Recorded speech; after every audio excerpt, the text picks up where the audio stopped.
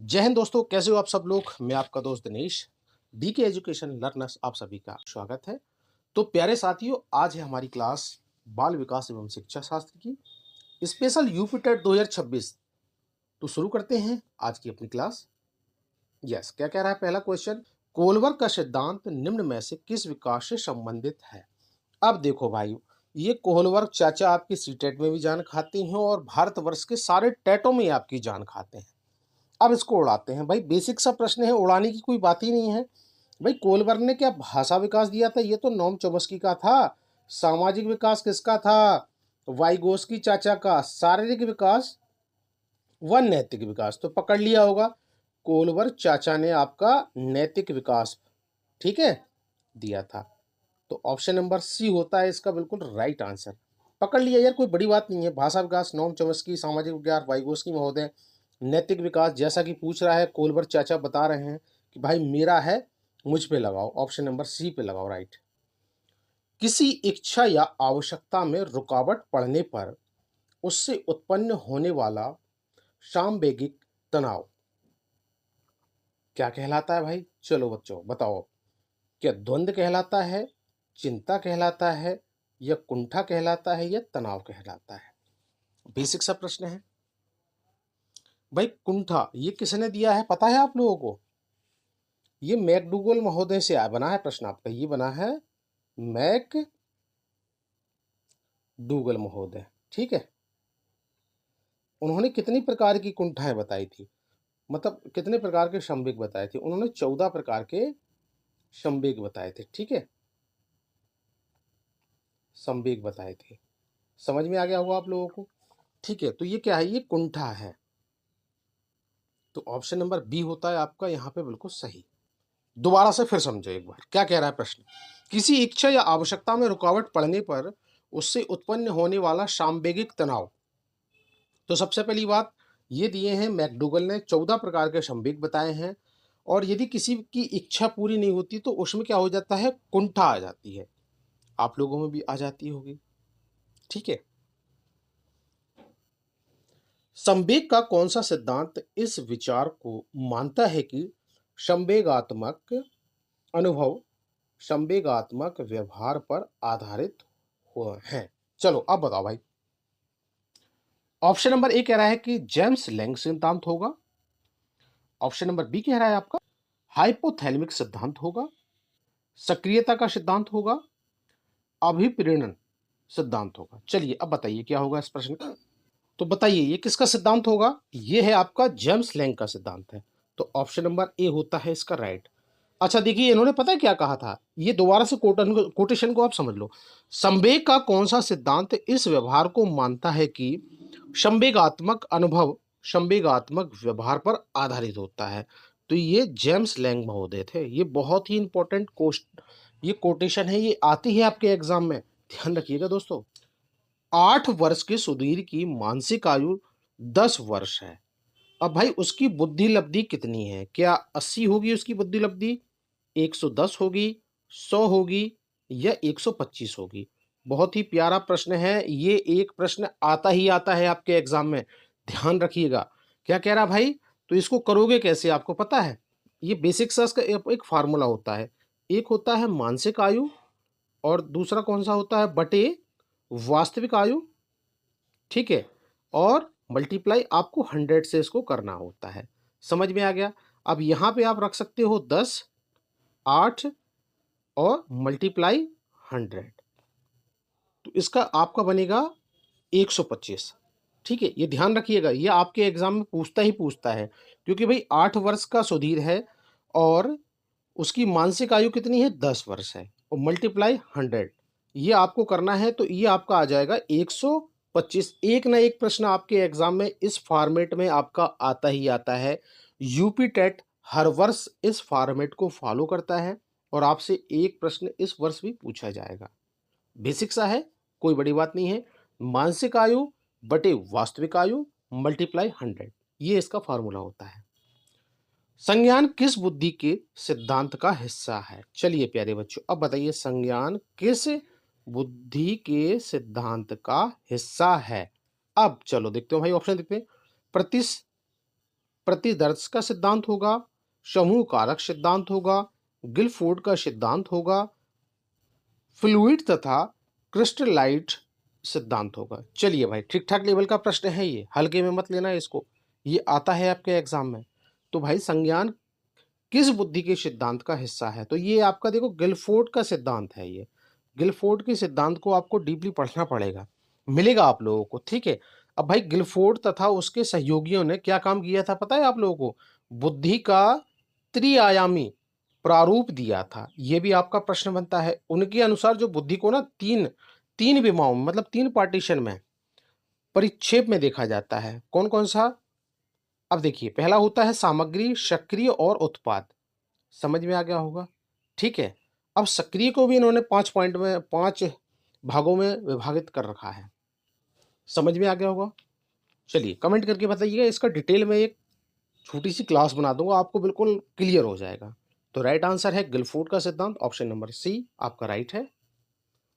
व्यवहारिक क्षमताओं में वह सापेक्ष स्थायी परिवर्तन जो कि प्रबलित अभ्यास का परिणाम होता है उसे क्या कहते हैं? अब यहां से आपका प्रश्न है, ये देखो, प्रबलित अभ्यास का परिणाम होता है उसे क्या कहते हैं?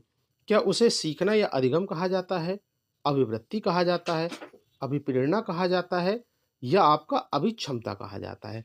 चलिए प्यारे बच्चों, अब बताइए भाई, क्या कह रहा है?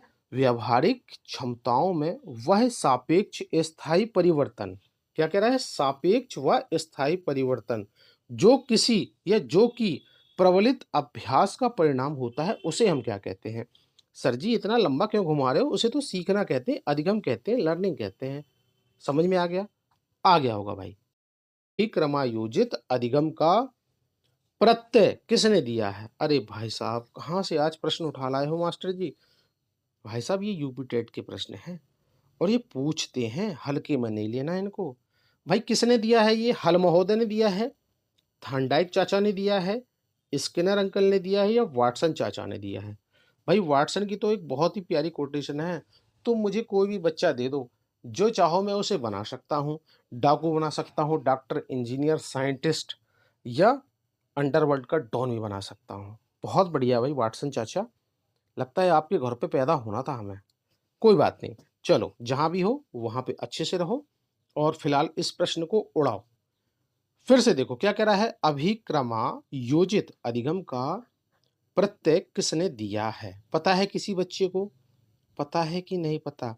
भाई साहब ये दिया था इन्होंने स्किनर चाचा ने।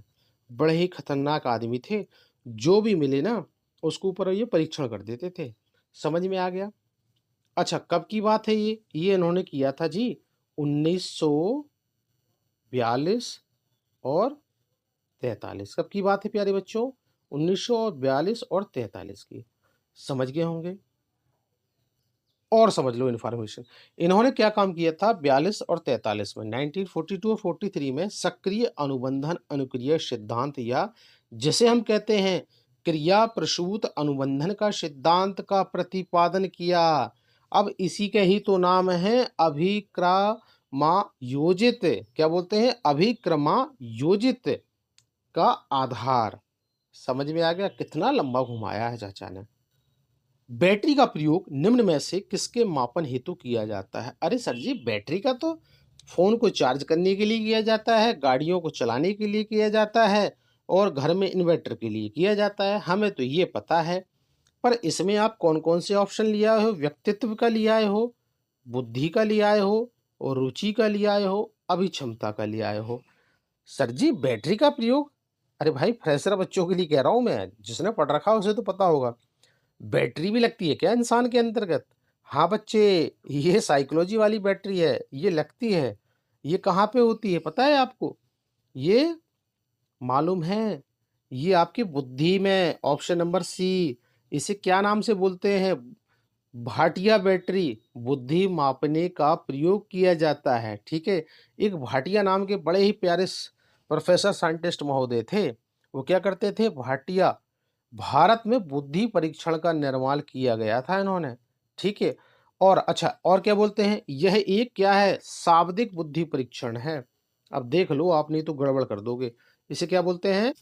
इसे शाब्दिक बुद्धि परीक्षण भी बोला जाता है। अगली बार ध्यान रखना, ये पेपर में मिलेगा। ठीक है, समझ में आया? ओके।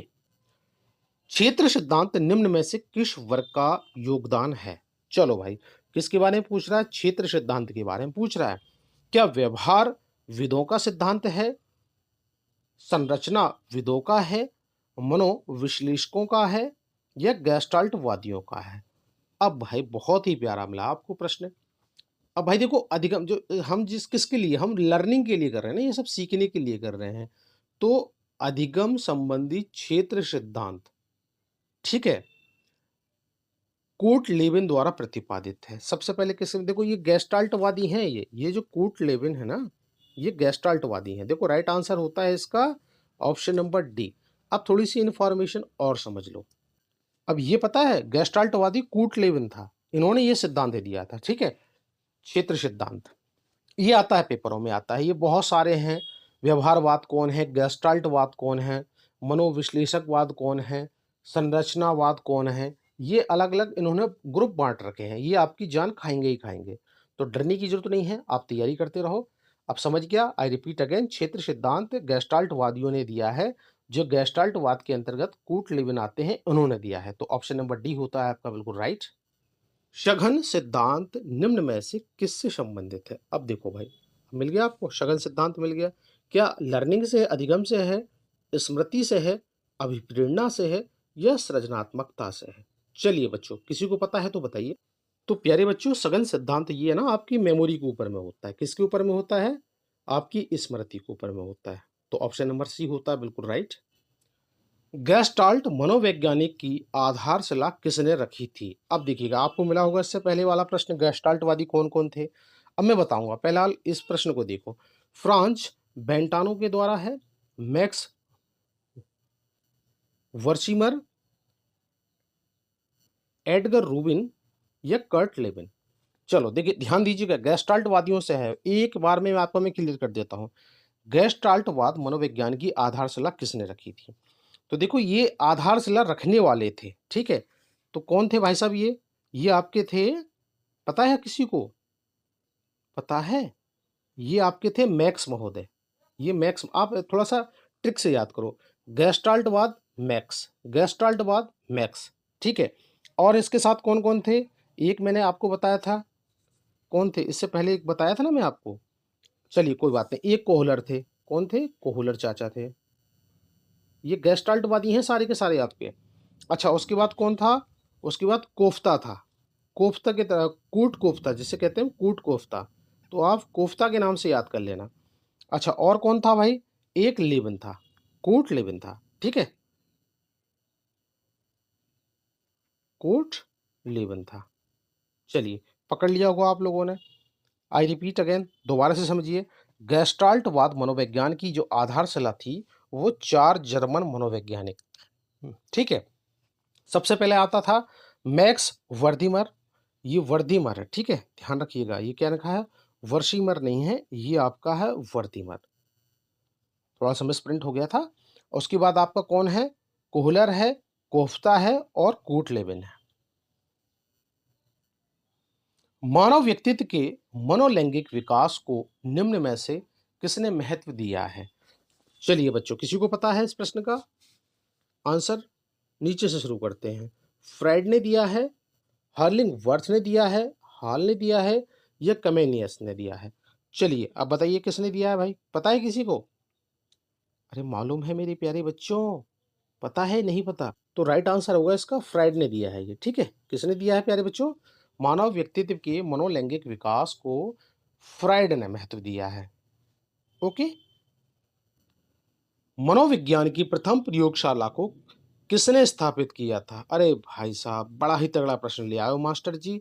अरे क्या डब्ल्यू वुंड महोदय थे, पावलॉक थे, सिगमंड फ्राइड महोदय थे, या वाटसन थे, वाटसन चाचा थे? चलिए भाई, अब बताओ प्यारे बच्चों, मजा आ जाएगा भाई। मनोविज्ञान की प्रथम प्रयोगशाला को किसने स्थापित किया था? पता है किसी को? अब थोड़ी सी बेसिक इन्फॉर्मेशन देख लो, ये आता है आपके पेपर में, ठीक है। ये देखिए, जर्मन की बात थी। जर्मन में ना, कहाँ की है? जर्मन की बात है। जर्मनी में एक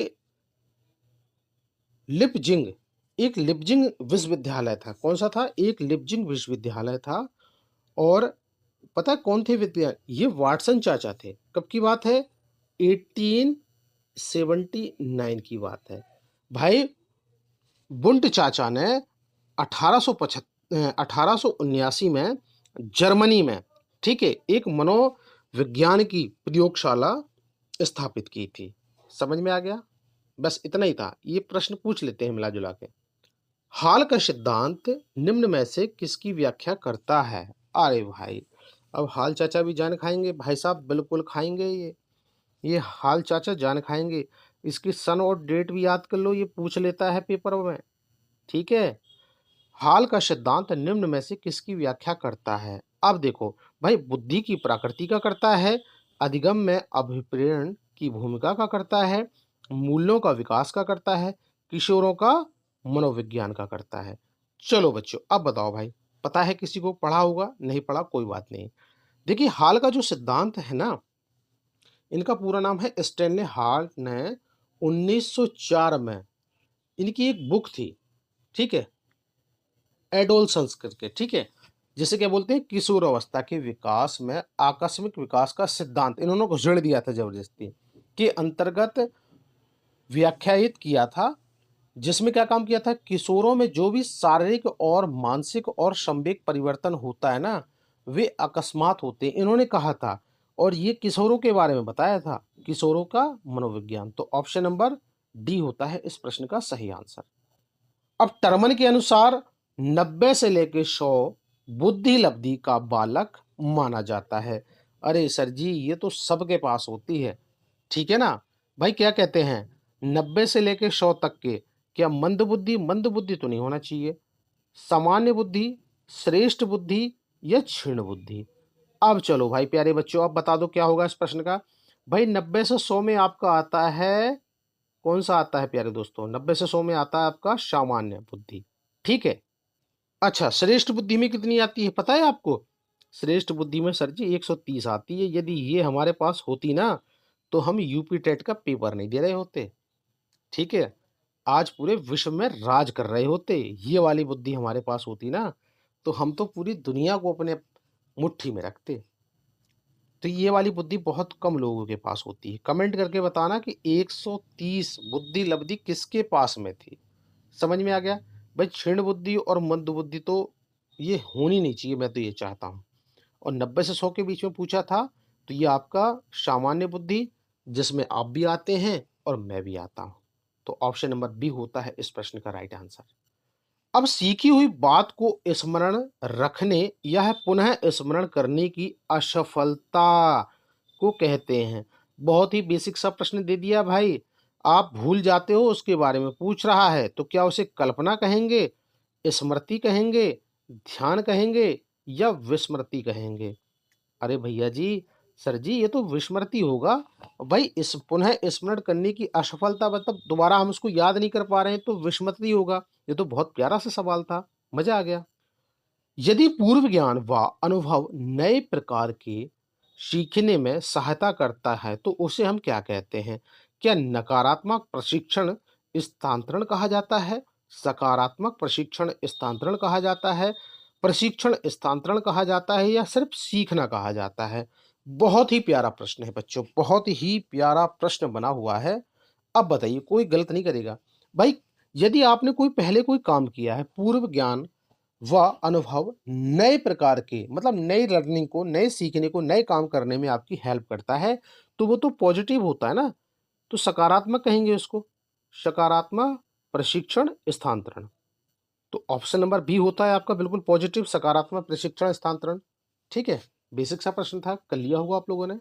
अच्छा, दूसरे व्यक्ति के ब्राह्य व्यवहार की नकल है। क्या है भाई साहब? आप दूसरे को देख के नकल मार रहे हो। अरे भाई साहब, उसने तो आज बड़ी अच्छी हेयर स्टाइल कर रखी है और बढ़िया गॉगल पहन रखा है और फर्स्ट क्लास, तुम भी ऐसे ही नकल मार रहे हो। तो क्या कर रहे हो आप? क्या उससे सीख रहे हो? आप अनुकरण कर रहे हो, कल्पना कर रहे हो या चिंतन कर रहे हो? ना तो आप चिंतन कर रहे हो, ना आप सोच रहे हो, ना उससे सीख रहे हो, आप उसकी नकल कर रहे हो, आप सिर्फ अनुकरण कर रहे हो उसका। तो ऑप्शन नंबर बी होता है राइट। अच्छा, क्रोध व भय क्या है भाई साहब? क्रोध और भय क्या है? क्या अभिप्रेरणा होते हैं, संवेग होते हैं, परिकल्पना होते हैं या मूल प्रवृत्ति होती है? तो भाई मूल प्रवृत्ति मैकडूगल ने बताई थी ये, ठीक है। अब आपका ये भी किसने बताया? चलो ये भी बताओ, क्रोध व भय ये क्या होते हैं? ये भी आपके मैकडूगल ने बताए हैं। तो ये कितने प्रकार के होते हैं भाई साहब? ये 14 प्रकार के होते हैं। ये मैकडूगल चाचा ने बताए हैं। समझ में आ गया? जिसे क्या कहते हैं हम? संवेग। विस्मृति कम करने का उपाय। अरे सर जी, कहाँ से आप ले आए प्रश्न? तो भाई सीखने में कमी होती है, सीखने की त्रुटिपूर्ण विधि होती है, या पाठ की पुनरावृत्ति, बार बार रट्टा मारते रहो, स्मरण कम करने में कम ध्यान देना। अब देखो भाई, विस्मृति से आपका प्रश्न बना है, कम करने का क्या उपाय है? भाई साहब, आप दिए दिए दिए हुए आप पाठ को, यदि किसी भी काम को आप सिर्फ रट्टा मारते रहते हो, तो क्या उससे आपकी कोई क्रिएटिविटी निकल के आएगी? नहीं निकल के आएगी, है ना? तो बस वही है। मतलब आप अपनी विस्मृति को कम कर रहे हो, आप अपनी स्मृति को बढ़ा नहीं पा रहे हो, क्योंकि आप वही घिसा-पिटा काम कर रहे हो। जो आप सृजनात्मक क्रिएटिव काम करते हैं, तो आपकी स्मृति एक्टिव होती। अब भाई इससे क्या होगी? इससे तो अनएक्टिव होगी ना। तो ऑप्शन नंबर सी होता है आपका राइट।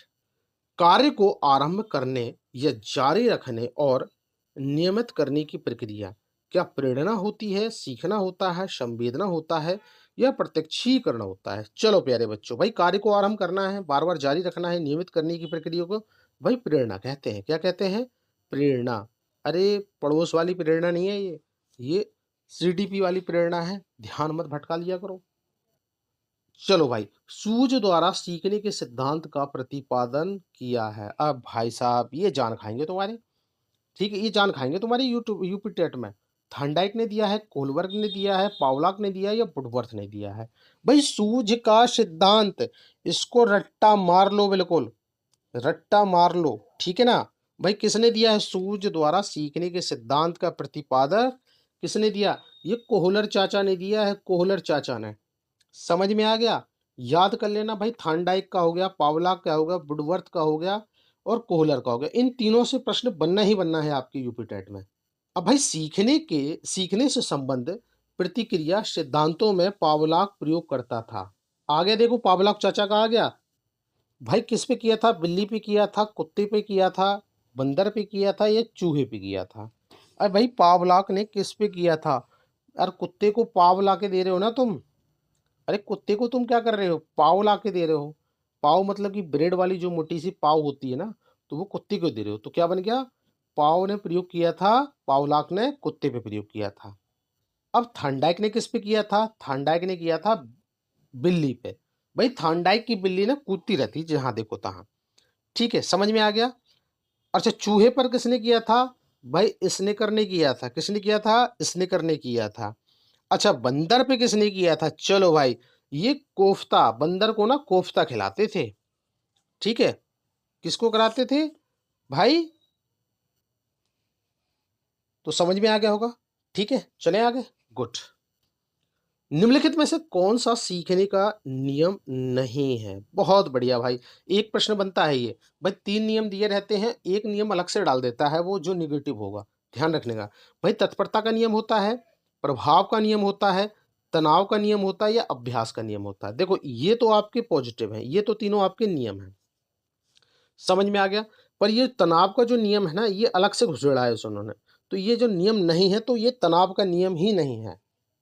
समझ में आ गया भाई? तत्परता का नियम, प्रभाव का नियम, अभ्यास का नियम, ये थांडाइक चाचा की नियम है। जबरदस्ती अलग से घुसेड़ देते हैं ये, और उसको निगेटिव क्वेश्चन बना देते हैं। अब जिस बच्चे को ये तीनों नियम पता है, तो वो समझ जाता है, अलग से जो घुसेड़ा हुआ है ना, वही गलत हो जाता है। मानसिक आयु का प्रत्यय दिया है। अरे सर जी, क्या प्यारा प्रश्न लिया आए हो। विनय साइमन परीक्षण, स्टंट, टर्मन या बर्ट ने, सिरिल बर्ट ने दिया है। अब भाई साहब बहुत ही प्यारा प्रश्न है। मानसिक आयु का सम प्रत्यय है, वो आपको मैंने बताया था ना, बुद्धि लब्धि वाला। क्या था? बुद्धि लब्धि वाला था जो। मानसिक आयु बटे वास्तविक आयु मल्टीप्लाई 100, ये वही वाला है। समझ में आ गया? किसने किया था? 1905 में किया था। ध्यान रखना, विनय साइमन परीक्षण भी कहते हैं इसे, ठीक है। इन्होंने बहुत सारी बुद्धि के ऊपर में ना बहुत सारे सर्च किए हैं, और तुम्हें वो एग्जाम में परेशान करेंगी, परंतु चिंता नहीं करना, भाई बैठा है, करा के मानेगा आपको सब। अल्बर्ट बंडूरा निम्न में से किस सिद्धांत से संबंधित हैं? सामाजिक अधिगम सिद्धांत, व्यवहारात्मक सिद्धांत, विकास का संज्ञानात्मक सिद्धांत, विकास का मनोसामाजिक सिद्धांत। चलो प्यारे बच्चों, अब बताओ भाई, ठीक है, सामाजिक अधिगम का जो सिद्धांत है, पहले तो ये बताओ कब की बात है। ये है जी आपकी 1967, ठीक है, सॉरी 1969 की, 1969 और 71 के बीच में दिया गया था। समझ में आ गया। सामाजिक अधिगम सिद्धांत के संज्ञानात्मक क्षेत्र के सिद्धांत के अंतर्गत ही आता है, ये भी ठीक है। इस सिद्धांत के अनुसार व्यक्ति जो कुछ भी सीखता है वह दूसरों को नकल करके, अनुकरण करके, सुनकर, देखकर, समझ के सीखता है। ये इन्होंने कहा था अल्बर्ट बंडूरा चाचा ने। अब ये कौन सा सिद्धांत है? ये आपका है सामाजिक अधिगम का सिद्धांत। ऑप्शन नंबर ए होता है आपका बिल्कुल यहाँ पर राइट।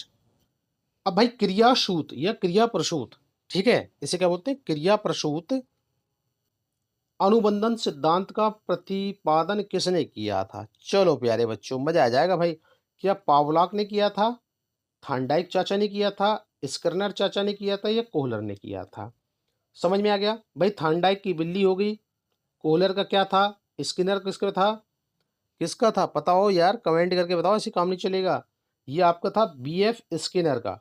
भाई क्रिया प्रसूत अनुबंधन सिद्धांत का प्रतिपादन आपका बीएफ स्किनर ने किया था। समझ में आ गया, ठीक है। अच्छा, पावलॉक का क्या था? पावलॉक का आपका था क्लासिकल अनुबंधन सिद्धांत। इन्होंने किस पे किया था? कुत्ते पे किया था। थॉर्नडाइक का क्या है? थॉर्नडाइक ने किया था प्रयास व त्रुटि का सिद्धांत। अच्छा, कोहलर ने क्या काम किया था? कोहलर जो बंदर के साथ में प्रयोग करते रहते थे ना, उन्होंने उसकी सूझ का सिद्धांत दिया था। समझ में आ गया होगा आप लोगों को। दिए हुए प्राप्तांकों के समूह में जो प्राप्तांक बहुधा सबसे अधिक या बार बार आता है उसे हम क्या कहते हैं? ये देखो आपका आता ना मध्यांक, मध्यमान, ये बहुलाक, ये आपका प्रश्न बनता ही बनता है। तो ये आप एक बार समझ लीजिएगा, ये इसका बहुलाक आता है। ऑप्शन नंबर ए हो जाएगा इस प्रश्न का सही आंसर। थोड़ा सा आपको समझाना पड़ेगा इसको। जब मानव शरीर के एक भाग को दिए गए प्रशिक्षण का अंतरण दूसरे भाग में हो जाता है तो उसे क्या कहते हैं? अरे भाई, ऊर्ध्व अंतरण कहा जाता है, द्विपार्श्विक अंतरण कहा जाता है, क्षैतिज अंतरण कहा जाता है, उपरोक्त में से कोई नहीं। अब बताओ प्यारे बच्चों, ये आपका लिखा है द्विपार्श्विक, ठीक है, अंतरण। भाई जब मानव शरीर के एक भाग को दिया गया प्रशिक्षण का जो अंतरण दूसरे भाग में हो जाता है तो उसे क्या बोलते हैं? द्विपार्श्विक अंतरण बोलते हैं। तो ऑप्शन नंबर सी होता है आपका यहाँ पर राइट। बेसिक सा प्रश्न था। पियाजे मुख्य रूप से किसके अध्ययन के लिए जाने जाते हैं? भाई सी टेट, यूपी टेट, सब जगह पढ़ पढ़ के थक गए हो इस प्रश्न को। भाषा विकास का, ये तो नोम चॉम्स्की जी हैं। यौन विकास का, संज्ञानात्मक विकास का, सामाजिक विकास का। भाई नोम चॉम्स्की भाषा विकास, सामाजिक विकास में आपका कौन से आते हैं? भाई गोस्की चाचा। संज्ञानात्मक तो आपके पियाजे अंकल आते हैं। How many stage? 4 स्टेज दी हैं इन्होंने। आता है ये भी, ध्यान रखना। समझ में आ गया। देखो बेसिक बेसिक प्रश्न भी मिलेंगे, हार्ड भी मिलेंगे, आपको ध्यान रखना पड़ेगा। गैस्ट्राल्टवाद, व्यवहारवाद, इनके बारे में डीपली एक बार पढ़ लेते हैं, क्योंकि 2 या 3 प्रश्न इसमें से आते हैं। तो बताओ क्लास कैसी लगी? भाई क्लास को शेयर करो, कमेंट पक्का करके बताना कि सर कैसी लगी क्लास। और हाँ भाई, इतनी देर से आप लोग मेहनत कर रहे हो, पढ़ रहे हो, पढ़ा रहे हो, यार कम से कम सर का चैनल, भाई का चैनल तो लाइक कर सकते हो ना, कमेंट कर सकते हो, एक सब्सक्राइब तो कर सकते हो। तो चलिए please, all of you request, gurudakshina के तौर पे सबसे पहले चैनल को सब्सक्राइब करो और कमेंट करके बताओ कि क्लास लगती कैसे और किस तरीके से आपके अंदर में इम्प्रूवमेंट किया जा सकता है। तो टेक केयर, बाय बाय, अपना ध्यान रखिए। जय हिंद, वंदे मातरम।